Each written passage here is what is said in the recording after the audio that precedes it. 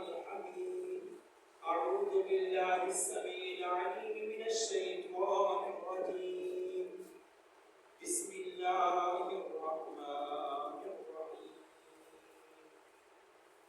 فإذا قضيت الصلاة فانتشروا في الأرض وابتغوا من فضل الله واذكروا الله كثيرا لعلكم تفلحون. صدق اللہ العظیم. تمام قسم کی سلام اللہ وحدہ لا شریک له جو اپنی کائنات کا خالق و مالک ہے. علی کل شیء قدیر فعال لما یرید یفعل ما یرید فیعلم القوالب والمقدور. انبیاء اللہ تعالیٰ کو شمار و سلام آقائے دو جہان سرور کونین تاجدار حرمین حبیب کبریا احمد مجتبی حضرت رسول اللہ صلی اللہ علیہ وآلہ وسلم کی ذاتی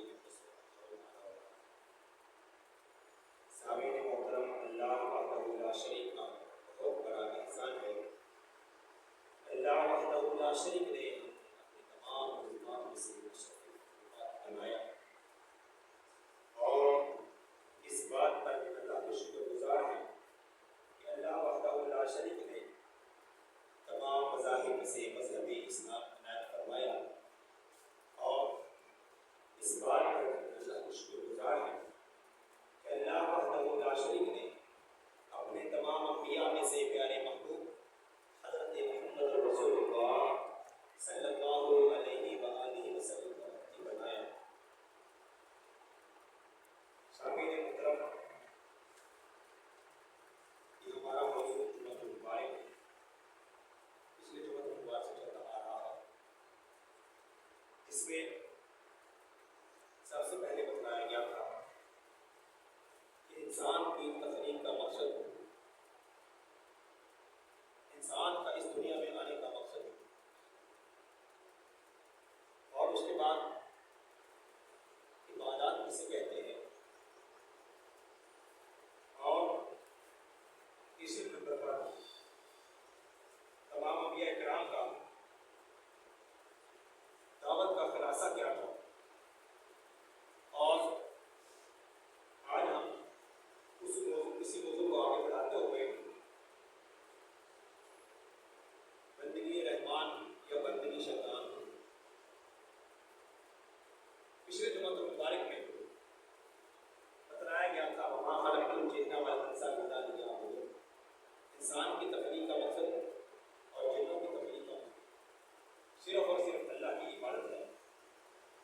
عبادت کسے کہتے ہیں؟ ہر وہ عمل جو رسول اللہ صلی اللہ علیہ وآلہ وسلم نے ہمیں بتلایا اس کے مطابق زندگی گزارنا وہ عبادت ہے،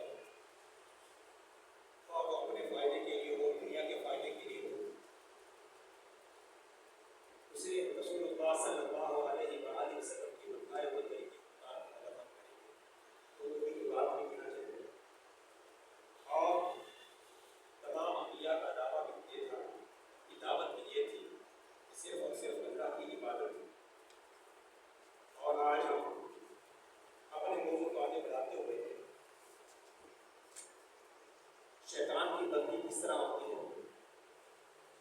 اللہ تعالیٰ فرماتے ہیں جو بندے میری نافرمانیاں کرتے ہیں اور رسول اللہ صلی اللہ علیہ وآلہ وسلم کے بتلائے ہوئے طریقے کے مطابق اپنی زندگی نہیں گزارتے، وہ رحمان کی بندگی نہیں کرتے بلکہ وہ شیطان کی بندگی کرتے ہیں.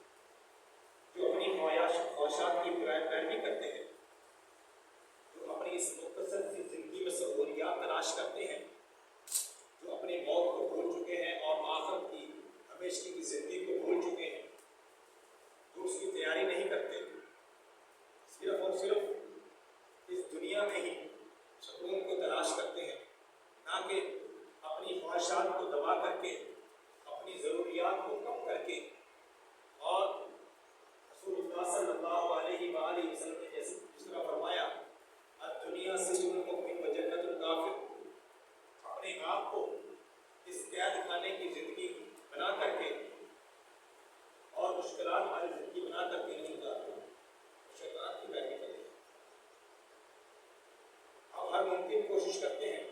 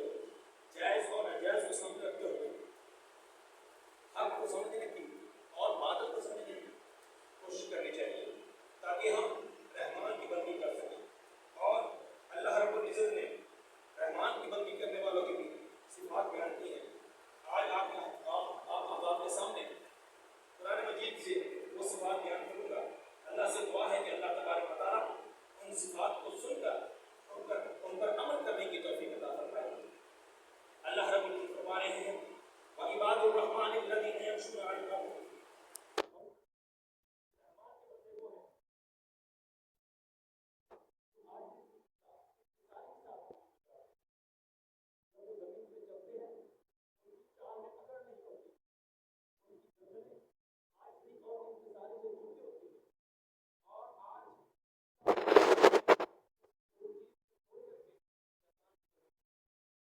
اپنے اندر سے عاجزی اور انکساری کو نکال دیا اپنے اندر چمکانے کے لیے اپنا عہدہ چمکانے کے لیے اپنی موجودگی لوگوں میں محسوس کرانے کے لیے ہم نے شیطان کی بندگی شروع کر دی. ہم اپنے آپ کو طاقتور اور پاورفل ثابت کرنے کے لیے عقل کے چلتے ہیں. اللہ رب العزت فرما رہے ہیں عباد الرحمن الذین یمشون اللہ کے بندے وہ ہیں جب وہ چلتے ہیں ان کی چال میں عاجزی اور انکساری ہوتی ہے. وَإِذَا خَاطَبَهُمُ الْجَاهِلُونَ قَالُوا سَلَامًا اور وہ جب جاہلوں سے مخاطب ہوتے ہیں تو ان کو سلام کرتے ہیں اور ان سے بحث مباحثہ نہیں کرتے. اور آج ہم نے اپنے آپ کو بڑا دانشمند ثابت کرنے کے لیے ہر انسان سے بحث کرتے ہیں, ہر انسان کو اپنا علم ظاہر کرانے کی کوشش کرتے ہیں. ہم بہت بڑے عالم ہیں, حالانکہ یہ عاجزی اور انکساری کا رحمان کے بندوں کی صفات نہیں ہے. اگر کوئی اس معاملے میں آپ سے کوئی مسئلہ سمجھنا چاہتا ہے اسے آسان طریقے سے گفتگو کرے, آسان طریقے سے اس کو سمجھانے کی کوشش کرے. دین کا مسئلہ ہو یا دنیاوی مسئلہ ہو, اگر کوئی آپ سے بحث کرے, بات کو بڑھائے تو اس کو قرآن نے کیا حکم دیا ہے, اسے سلام کرو اور آگے اسے جاؤ, اس سے کنارہ کشی کرو, اس کے ساتھ بحث نہ کرو یہاں تک کہ اتنی بحث بڑھ جائے کہ وہ لڑائی کا سبب بن جائے, آپ گالی گلوچ کو کرائیں. اور فرمایا والذین یبیتون لربہم سجدا وقیاما اور اللہ کے بندے وہ ہیں, اللہ کی بندگی کرنے والے جو اللہ کے حضور سجدہ کرتے ہیں, قیام کرتے ہیں. ان کی راتیں سرد گزرتی ہیں, اس وقت قیام کرتے ہیں جب لوگ آرام کر رہے ہوتے ہیں, اس وقت مسجد کی طرف چلے جاتے ہیں جب لوگ اپنے کام کاج میں مصروف ہوتے ہیں. اصل بندگی اس میں ہے جب رحمان کا بلاوا آئے تو اپنے کام کاج کو چھوڑ کر کے اللہ کی طرف چلے آنا, نماز ادا کرنا اور اللہ سے دعا کرنا, اے پروردگار مجھے نیکی کام کرنے کی توفیق دیتے رہنا. اور یہ رحمان کے بندے. اور فرمایا والذین یقولون ربنا اصرف عنا عذاب جہنم ان عذابها كان غراما انها ساءت مستقرا ومقاما, جو دعا کرتے ہیں اے ہمارے رب ہمیں جہنم کے عذاب سے بچائے رکھنا. جو رحمان کے بندے ہوتے ہیں انہیں اپنی موت یاد رہتی ہے, انہیں علم ہوتا ہے کہ ہماری یہ عارضی زندگی ہے, یہ مختصر سی زندگی ہے, یہ ختم ہونے والی زندگی ہے, اس دنیا میں کسی نے رہنا ہے. اس کے ہر وقت دماغ یہ چلتا رہتا ہے کل من علیہا فان, ہر چیز فنا ہونے والی ہے. یہ ہمارا مال و دولت, یہ عیش و آرام, یہ ہمارے محلات, ہماری عارضی زندگی, یہ سب ختم ہونے والی ہے. اور ان کو اگلی بھی فکر ہوتی ہے. اس لیے والذین یقولون ربنا اصرف عنا عذاب جہنم, وہ اللہ سے عذاب جہنم سے پناہ مانگتے ہیں اور وہ دعا کرتے ہیں اے اللہ ہمیں جہنم کے عذاب سے بچائے رکھنا, کیونکہ انہا ساءت مستقرا ومقاما, وہ پورا ٹھکانا ہے, ایسی جگہ ہے جو بندہ اس میں چلا جائے گا دوبارہ واپس نہیں. اور فرمایا والذین اذا انفقوا لم يسرفوا ولم يقتروا وكان بين ذلك قواما, اور جب وہ خرچ کرتے ہیں تو وہ فضول خرچی نہیں کرتے اور نہ ہی وہ بخل کرتے ہیں, بلکہ وہ میانہ روی اختیار کرتے ہیں. اگر ہمیں اللہ تبارک و تعالیٰ دولت سے نوازے, اپنے خزانوں کے دروازے ہم نے کھول دیں, تو ہمیں چاہیے اس جگہ خرچ کریں جس طرح ضرورت ہو. فضول خرچی کرنے والوں کو رسول اللہ صلی اللہ علیہ وسلم نے فرمایا شیطان کے بھائی ہیں, اس کے پیروکار ہیں, اس کی پیروی کرنے والے ہیں.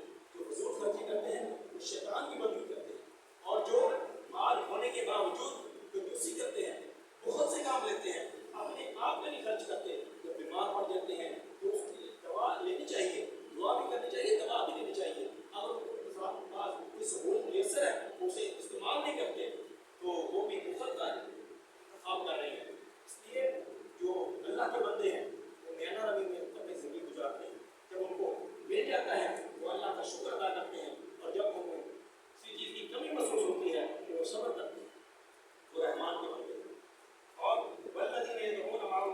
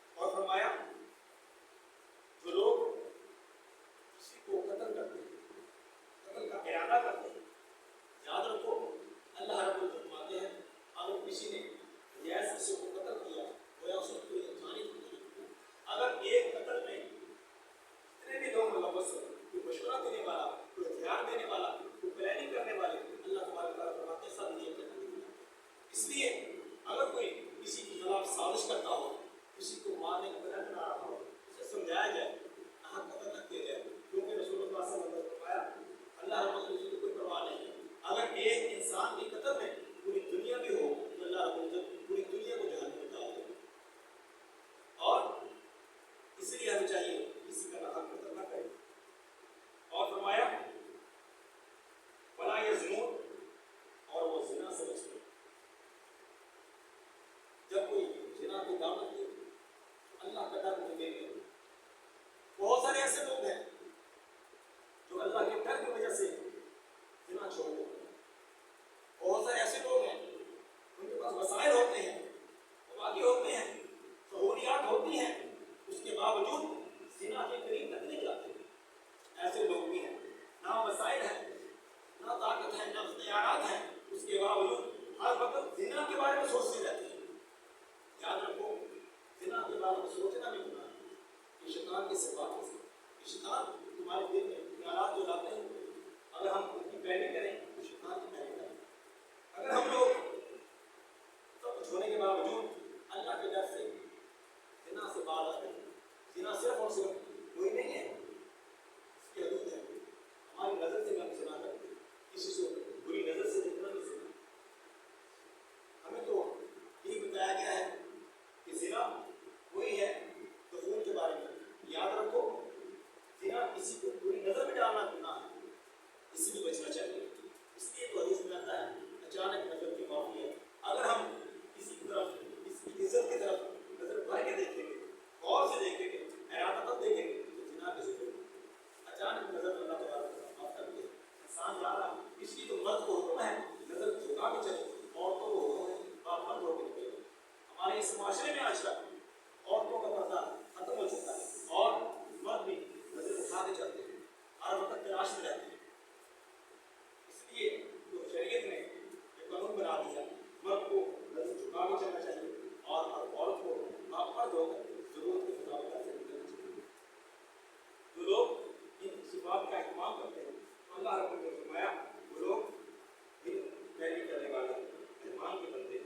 اور آخری جو تین گناہ گنوائے گئے ہیں جن میں سے اللہ کے سوا کسی اور کی بات کرنا اور دوسرے نمبر پر حق قتل کرنا، تیسرے نمبر پر زنا کرنا. یہ ایسی صفات ہیں کہ اللہ رب العزت فرماتے ہیں کہ توبہ کے بغیر معاف نہیں. کچھ ایسے گناہ ہوتے ہیں انسان کر بیٹھتا ہے جان بوجھ کر اللہ ہی نہیں. اگر یہ گناہ اگر کسی نے کسی کو قتل کر دیا یہ کبیرہ گناہ ہے. اگر زنا کر دیا وہ بھی کبیرہ گناہ کرتا ہے. اس کی معافی ہوتی ہے، اللہ ہی معاف کر سکتے ہیں. یاد رکھیے اس کی سزا ہوتی ہے دنیا میں بھی اور آخرت میں. جو بندہ اس کی سزا دنیا میں پا لیتا ہے اسے آخرت میں تعلیم ہوتی ہے. بہتر یہ ہے اگر کسی سے گناہ کرتا ہو جائے اسے چھپا لے. اللہ رب العزت فرماتے ہیں کوئی بندہ گناہ کر کے اس میں پردہ ڈال لیتا ہے تو میں رب بھی اس کے گناہوں پہ پردہ ڈال دوں گا. وہ اپنے گناہ پہ پردہ ڈال دے اور اللہ سے معافی کر کام کرے اور توبہ نصوحہ اپنی توبہ کرے. اللہ تبارک و تعالیٰ معاف کرنے والے ہیں، اس کو رحیم ہے. جو بندہ گناہ کرنے کے بعد گناہ کو لوگوں کو بتلاتا بھی ہے. آج کل بڑے فخر سے ہم گناہ کرتے ہیں، لوگوں کو بتاتے ہیں. یہ ہمارے یہاں سے بات پائی جاتی ہے جب ہم شیطان کی پیروی کر رہے ہوتے ہیں کوئی ہم گناہ کر لے تو وہ لوگوں کو بتلاتے ہیں، دوستوں میں دوستوں کرتے ہیں میں نے یہ کام کیا، میں نے وہ کام کیا، میں نے بچپن میں یہ کیا، میں نے جوانی میں یہ کیا اور آج تک میرے اندر یہ عادات موجود ہیں. یاد رکھو اگر ہم گناہوں پہ لوگوں کو گواہ بنا لیں گے پھر اس کے بعد اللہ سے معافی بھی مانگیں گے کل قیامت کے دن جب بندہ اللہ کے سامنے پیش ہوگا اللہ رب العزت تو اسے معاف کر دیں گے. لیکن لوگ معاف نہیں کریں گے، لوگ گواہ بن جائیں گے. لوگوں نے یہ فلاں شخص اس نے تو اقرار کیا تھا میں نے یہ گناہ کیا تھا، آج اس کی معافی کیسے ہوئی. اس لیے لوگوں کو بھی آپ کو پتہ ڈالیں. اگر کسی کو آپ نے گناہ کرتے دیکھ لیا، اگر آپ ایک ہمت ہے اسے سمجھا سکتے ہیں تو سمجھائیں، دوسروں میں اس کا عیب ظاہر نہ کریں. اگر ہم لوگوں کے عیبوں میں پڑ جاتے ہیں تو قیامت کے دن اللہ تبارک و تعالیٰ ہمارے عیبوں کو ڈالیں گے. اللہ سے دعا ہے